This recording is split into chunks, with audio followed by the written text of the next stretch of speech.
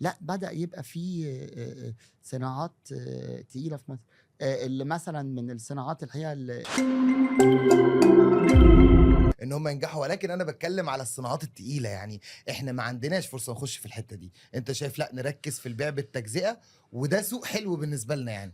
في صناعات طبعًا بدأوا في صناعات تقيلة بدأت تطلع في مصر، لإن الحقيقة العالم بيتغيّر. إمم.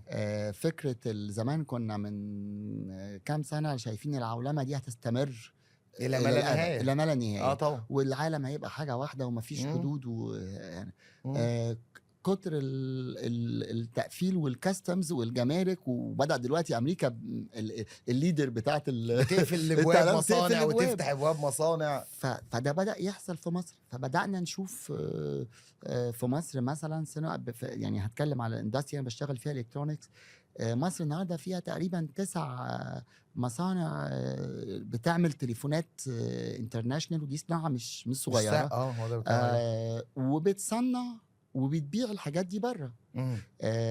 شاشات الLCD، لو أنت اشتريت شاشة LCD من آآ في دبي أو في السعودية أو في Europe، إمم. في الغالب بتبقى متصنّعة في مصر، سواء سامسونج أو LG. يعني إحنا الأجهزة أقرب المنزلية ليهم. بدأوا يصنّعوها في مصر، إمم. ودي صناعة تقيلة، تقيلة لإن طبعًا. وبدأت إمم. تفتح صناعات مغذية ليها كتير. سلاسل آآ الإمدادات ورا منها كلّها. الأجهزة المنزلية، إمم. بيكو بينقلوا مصنعهم الأكبر في العالم للبوتاجازات جوّه مصر. إمم. فأي بوتاجاز بيكو في العالم هيبقى موجود في مصر. إمم. طبعًا الصرح بتاع العربي بكل الحاجات اللي بيعملوها.